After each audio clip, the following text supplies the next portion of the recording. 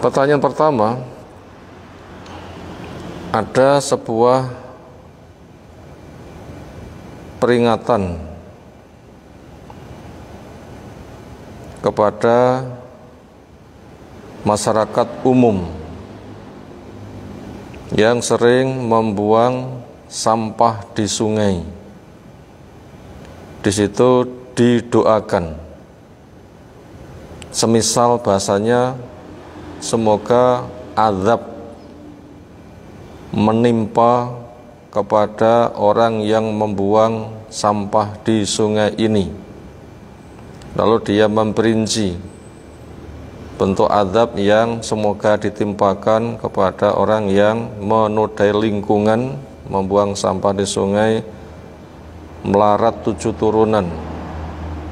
Ketika punya anak, semoga jadi anak yang durhaka, semoga rezekinya seret, semoga tidak diberi keturunan, semoga mencret seumur hidup. Itu ada kurang lebih tulisan seperti itu. Pertanyaannya, apakah bagaimana hukum membuat poster seperti ini dengan tujuan menakut-nakuti, walau mungkin tujuannya baik? Jawabannya, bila kita membaca hadis setidaknya di kitab Fikih Al-Wajiz berkaitan tentang masalah adab buang hajat. Di situ pesan Nabi SAW adalah ittaqu al-la'inain. Qalu wa ma al-la'inan ya Rasulullah? Qala alladzi yatakhalla fi tariqin nas wa dhillihim aw kama qala Nabi sallallahu alaihi wasallam. Hendaknya kalian menjauhi 2 perkara yang bisa menimbulkan laknat. Laknat itu adalah doa semoga dijauhkan dari rahmat. Itu umum. Karena orang kena laknat artinya tidak diberi laknat, itu bentuk laknat, bentuk siksa, itu jumlahnya banyak sekali. Gak bisa menghitung. Sebab kalau sudah masuk neraka berarti nggak dapat rahmat, nanti aneka ragam siksa itu banyak sekali. Itu makna laknat. Itu didoakan semoga tidak mendapatkan rahmat. Berarti mendapatkan kecelakaan di semua hal. Itu pesan Nabi SAW seperti itu. Jaga dirimu dari 2 yang bisa menimbulkan laknat. Mereka tanya, apa 2 yang bisa menimbulkan laknat? Jawabnya, orang yang buang hajat, buang kotoran, buang najis di tempat yang dilewati manusia. Jalan tempat lewat ternyata dibuangi kotoran. Padahal tanda iman itu menyingkirkan kotoran dari jalan. Ini malah memasang kotoran di jalan, apalagi najis.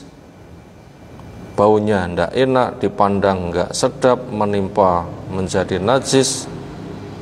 Ketika menimpa kepada tubuh, menyebabkan sholatnya tidak sah karena tidak terpenuhi syarat, karena ada najis pada dirinya.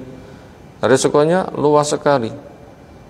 Yaitu orang yang membuang kotoran di tempat lalu lintasnya manusia, di jalan, dan juga di tempat berteduh mereka. Yang di sini kita diberitahu bahwasanya sifat orang yang beriman itu berusaha untuk mewujudkan aman. Di antara tanda iman adalah berusaha menciptakan keamanan. Cabang iman yang kecil menyingkirkan kotoran dari jalan. Berarti kalau sampai membuat gangguan di jalan, merusak kepada lingkungan tetangganya dengan aneka ragam bentuknya, berarti ini adalah perkara yang bisa menghilangkan keimanan atau minimal menurunkan. Walaupun ketika hilang tidak hilang total, tetapi bahayanya besar. Itu hadis yang menjelaskan kepada kita dilarang untuk membuat gangguan. Kemudian orang membuat kotoran di sungai, sungai itu maslahatnya umum, penggunanya itu sangat luas sekali, yang akhirnya mendapatkan resiko sana sini. Lalu orang itu membuat poster seperti itu bagaimana? Maka jawabnya tinggal siapa yang membuat poster. Kita kembali ketika ada kemungkaran, siapa yang merubah. Bila yang merubah kemungkaran itu adalah waliul amri, mereka punya tangan, sebaiknya tidak menggunakan poster seperti itu, tetapi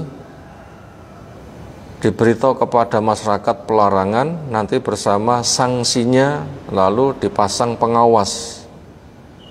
Ketika sudah tahu masyarakat bahayanya itu, disosialisasikan dulu. Semisal perangkat desa membuat tulisan, didum kepada masyarakat sehingga siapapun tahu, sehingga kepala desa misalnya memerintahkan dibikin selebaran sejumlah rumah-rumah yang ada di wilayahnya. Nanti setiap perangkat terus menyebarkan kepada anggotanya, nanti puncaknya kepada RT, membagi kepada anggota RT-nya tentang pelarangan itu bersama resikonya dan sanksinya. Pertama begitu, sosialisasi hukum dulu. Setelah disertakan ancamannya, hukumannya. Nanti apabila melanggar akan mendapatkan hukuman begini. Apakah nanti akhirnya desa membuat sebuah kru kebersihan sehingga dana yang ada bisa digunakan untuk pendanaan kebersihan atau sanksi-sanksi yang lain yang sekira itu bisa menyelesaikan masalah. Sosialisasi dulu. Masyarakat tahu dulu bersama risikonya, kemudian diajak untuk sama-sama membersihkan lingkungan. Lalu ketika mereka sudah tahu melanggar, nanti akan kena sanksi. Apa sanksinya itu harus membersihkan mandiri atau yang lain-lain, nanti bisa dimusyawarahkan. Tapi yang jelas, orang yang membuang kotoran merusak kepada kaum itu adalah dosa besar, mengundang laknat. Sehingga muncul poster seperti itu, yaitu sesuatu yang wajar dimaklumi karena membahayakan. Cuma itu belum bisa menyelesaikan masalah, karena kayaknya masih menempuh jalan ringkes yang itu belum menyeluruh. Makanya sebaiknya sebuah kehidupan bersama ada pemerintahannya, itu berusaha untuk menyelesaikan menyeluruh, karena pemerintah punya kewajiban merubah kemungkaran pakai tangannya, karena mereka punya tangan. Adapun yang nulis itu apabila masyarakat yang nggak punya tangan merubah kemungkaran menggunakan lisan atau tulisan, itu masih mungkin, karena memang laknat itu pembahasannya luas. Termasuk yang disebutkan itu jenis-jenis laknat juga. Tetapi ketika yang merubah kemungkaran itu adalah waliul amri, ada pemerintah desa punya kekuatan, nah itu supaya sosialisasi hukum dulu. Semoga masyarakat ketika paham, mereka nanti akan bekerja keras, saling mengawasi, saling mengingatkan, sehingga nanti urusannya lebih tuntas. Wallahu a'lam.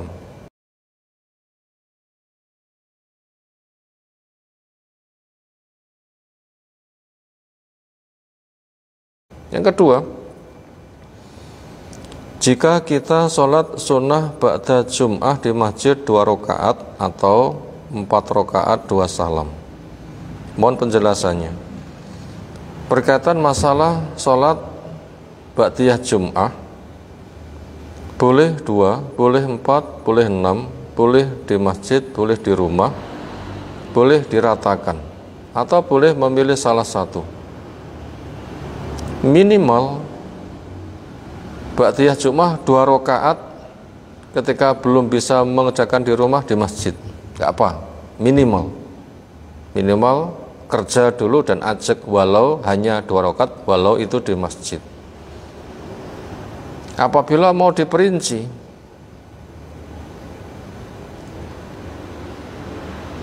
dikerjakan di rumah dengan 2 rakaat lebih baik. Apabila mau melaksanakan di masjid 2, di rumah 2, boleh. Atau di masjid 4, 2 salam, nanti di rumah 2 juga boleh. Itu perinciannya berkaitan masalah sholat ba'diyah Jum'ah. Dan supaya antara selesai Jumatan dengan sholatnya itu ada pemisah. Dengan zikir itu sudah pemisah. Maka minimal 2 rakaat walau di masjid. Apabila mau di masjid 4, 2 salam, di rumah 2. Wallahu alam. Itu tadi perincian tentang sholat sunnah ba'diyah Jum'ah.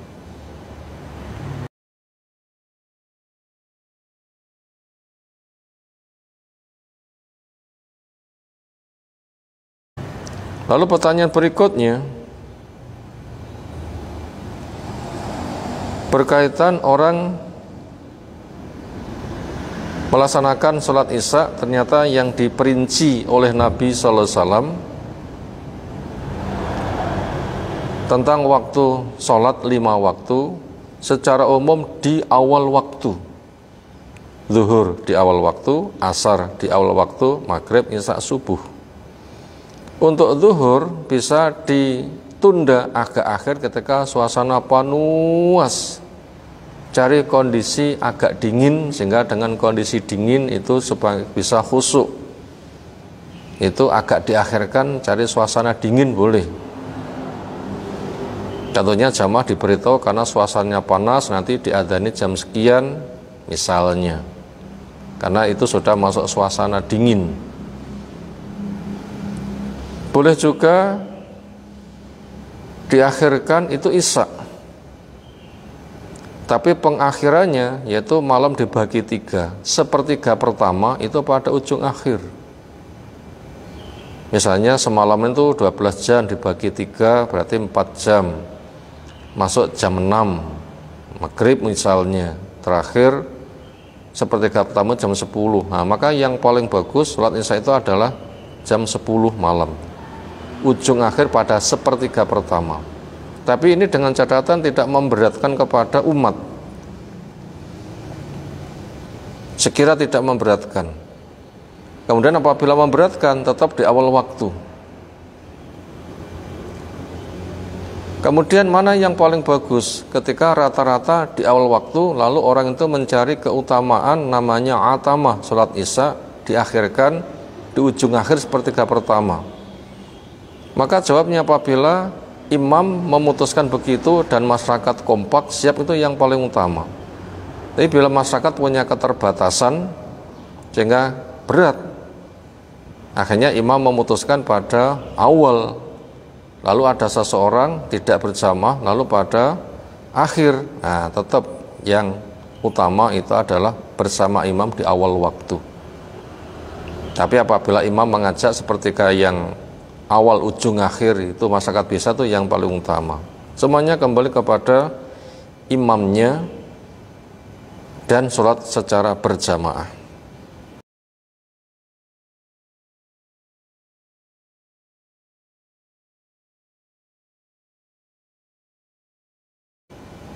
Berikutnya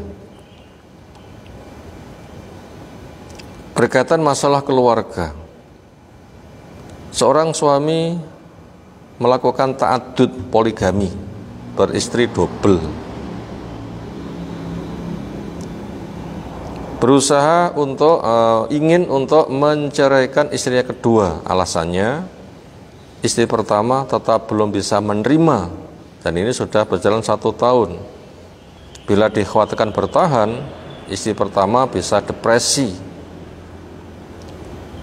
yang resiko depresi itu luas, bahkan ada yang bisa super bahaya. Di antaranya marah-marah, ya macam-macam lah pelampiasan depresi. Makanya seperti ini butuh untuk diperinci dulu.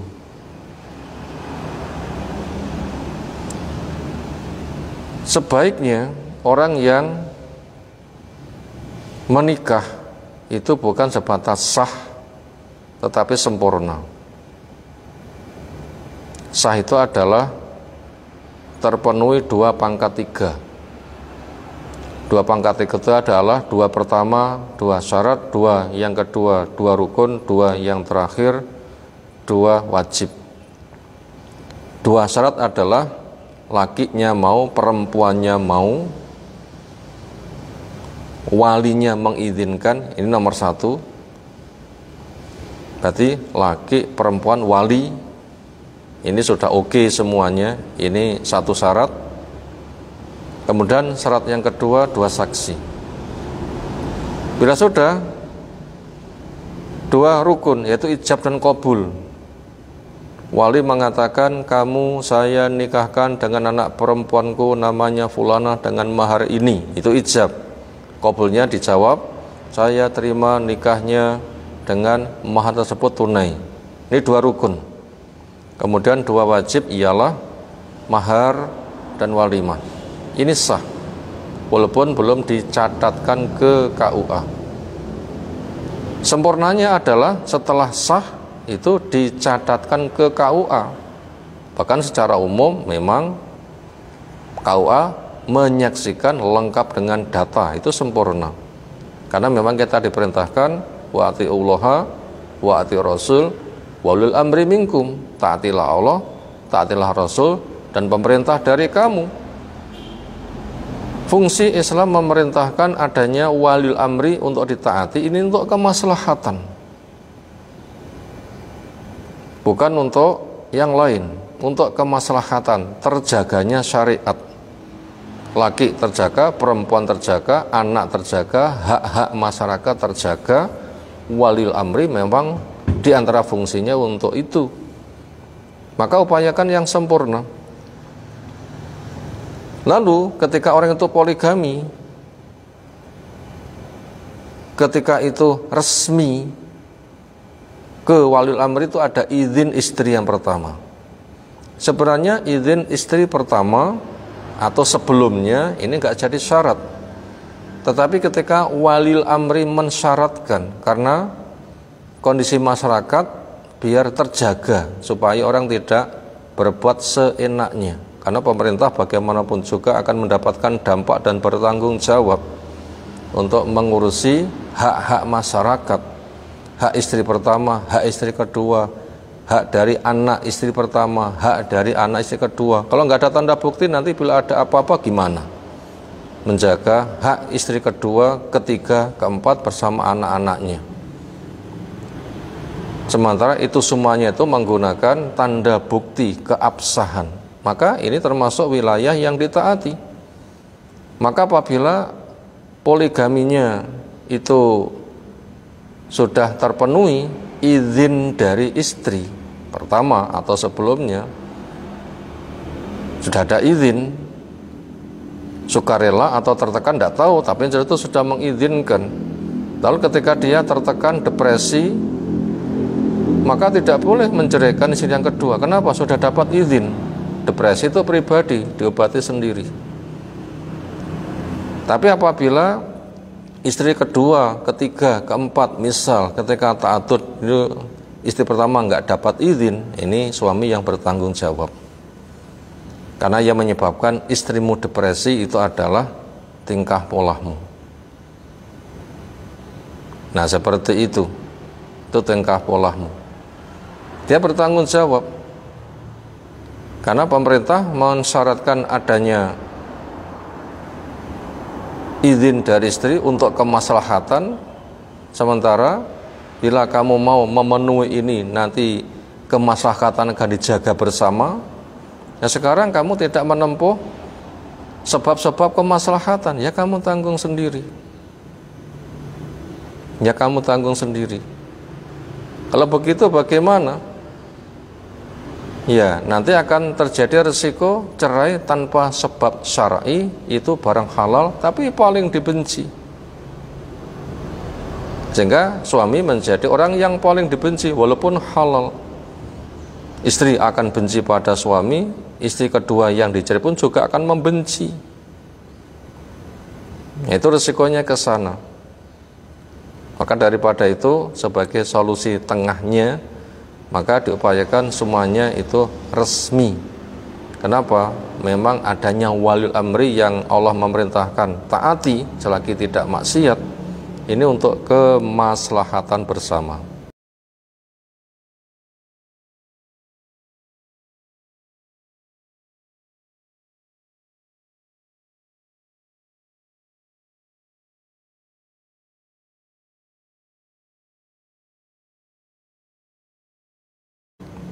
Soal berikutnya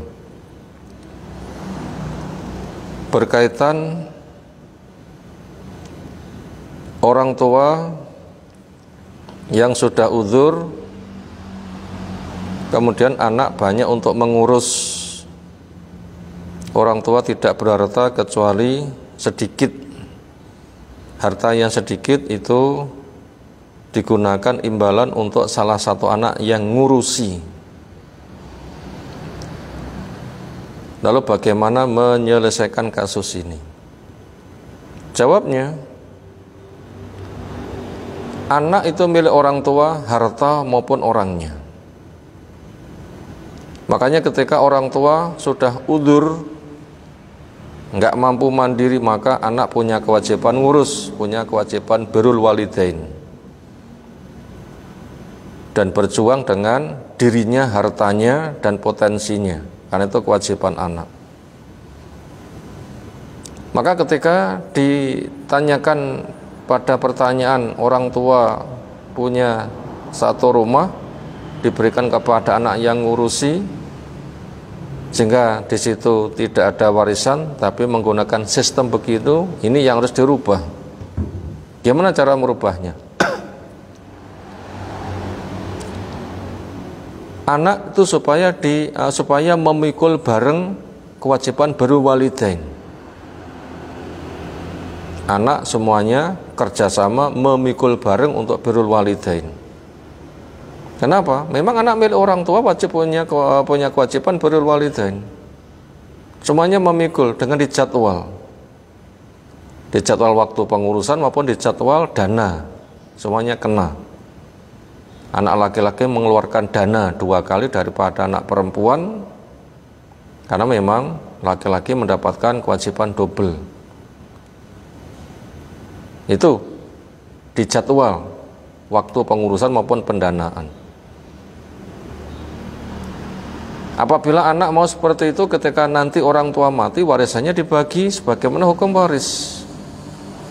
Atau apabila memang anak nggak punya dana, maka mereka mengurusi tenaga, dijadwal. Lalu harta orang tua itu yang bisa digunakan untuk mengurusi kepentingannya, walaupun harus dijual. Ketika dijual habis, ya anak harus memikul tenaga pengurusan maupun pendanaannya, karena anak dan hartanya itu memang milik orang tua. Maka untuk itu jangan sampai dibebankan ngurusi orang tua pada sebagian anak, kemudian diberikan imbalan rumah tinggalan bapak nanti untuk anak sebagai imbalan ngopeni. Diupayakan nggak seperti itu. Anak bisa kehilangan kewajiban ngurusi orang tua. Makanya itu urusi bareng, dana dipikul bareng. Apabila nggak punya dana untuk mikul bareng, maka harta orang tua itu yang dipakai, walaupun harus dijual. Nanti apabila habis, maka anak harus ngurusi tenaga dan dananya dengan cara urunan, karena memang anak milik orang tua. Soal yang terakhir tentang orang mati di malam hari, penguburannya besok karena udzur ngubur malam hari. Kemudian ketika ada acara lek-lekan, lalu butuh suguhan kopi dan semisalnya, karena melek sampai pagi, apa termasuk niyahah? Ini supaya dirubah cara seperti ini. Ketika pengurusan jenazah tidak bisa malam hari itu, tapi besok pagi, maka jenazah ditempatkan di tempatnya. Setelah itu keluarga istirahat. Jangan membuat acara lek-lekan. Kenapa? Tak boleh. Karena kisah keluarganya Ummu Sulaim ketika anaknya mati, itu ternyata anaknya ditempatkan di tempat yang aman. Di situ ternyata istirahat. Ketika istirahat cukup baru dikuburkan, sehingga tidak ada acara lek-lekan. Nah begitu, makanya bila belum bisa malam hari itu, tempatkan di tempat yang aman, keluarga istirahat, lalu besok pagi mulai untuk diurus. Karena masyarakat punya kebiasaan jagung bayi, enak acara jagung manten, enak acara jagung omah, bapak pindahan rumah baru, bahkan juga enak jagung mayit. Nah ini sesuatu yang sebuah tradisi yang kita jangan sampai terikat dengan tradisi itu kembali. Ternyata peristiwa itu ada di dalam Islam, berkaitan tentang masalah kematian. Ketika belum bisa diselesaikan, itu diistirahatkan, nanti keluarga bisa istirahat sehingga tidak membuat acara jagung mayit sehingga lek-lekan sampai pagi, ada suguhan. Ini sesuatu yang memberatkan, yang itu supaya dihindari. Apabila ada minum seperti itu termasuk niyahah, ya dikhawatirkan ke sana karena membuat acara ngumpul-ngumpul, disediakan makanan, nanti bisa dikhawatirkan ke situ, maka itu butuh untuk dihindari. Demikian jawaban telah tersampai. Bila benar kita bersyukur kepada Allah, semoga maslahat. Bila salah, semoga Allah membimbing kepada kita pada jalan yang diridhoinya. Alhamdulillahirabbil alamin. Subhanakallahumma bihamdika asyhadu an la ilaha illa anta astaghfiruka wa atubu ilaik. Assalamualaikum warahmatullahi wabarakatuh.